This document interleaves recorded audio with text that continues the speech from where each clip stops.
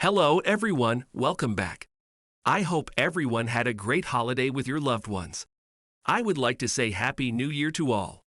As we are already in the new year 2023, today I will talk about how to buy a new identity illegally in 2023. Buying a name from a man about to die is just one way to create a new identity. People get a new name for as many different reasons as they have different names. Teenagers use fake ID to look like they are old enough to drink. People use new identities to get jobs. Con artists use them to fake checks and steal money from state welfare agencies. Terrorists and people on the run use new names to talk about the police. Experts say that New York is the best place to start over, no matter the reason. New York is great for people who want to stay anonymous because they can come and go without anyone knowing, says Bo Dietel, who used to be a homicide detective and now runs the largest private investigative firm in the city. He says, you never talk to your next-door neighbor. On the street, no one sees you.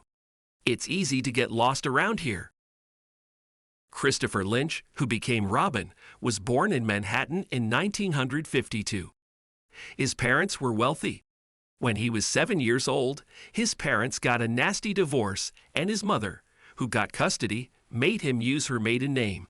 In his childhood, people called him Christopher Raven.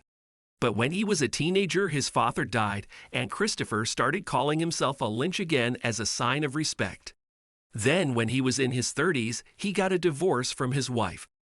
It was a bad breakup that cost a lot of money and left him with a bad credit history and a bad taste in his mouth every time his ex-wife says his name. So he changed it again, this time with the help of a lawyer. The lawyer opened a checking account and a credit card named Christopher Robin.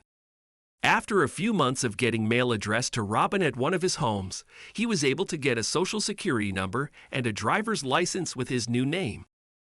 He said that everything he does is legal and that he pays taxes on all of his different identities.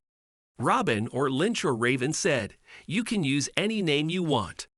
You can call yourself Halami Salami if you want. Just pay all of your taxes and any debts you owe, and you won't be cheating anyone." With the help of the government, gangsters have been able to start new lives for decades after giving up their fellow criminals. But the government is known for not saying much about how each disappearance is done. People who go to work every day get new ID the old-fashioned way, by searching graveyards for people who died around the time they want. They take the name and date of birth to the nearest county clerk's office and say they need a copy of the birth certificate. Then they use the birth certificate to apply for a social security number, ensuring that all the new documents are sent to the same address. Then they apply for a license to drive. A search of the internet turned up companies like Global Money Consultants of Greece, which says it can help you forget your past and start a new, tax-free life. Elite International Services of Canada goes further and says it can get you a diplomatic appointment. People should remember, though, that taking on a new identity sounds very exotic and can be done without too much trouble, but it would be hard to make it last. But that doesn't stop a lot of how-to books from showing up on bookshelves across the country.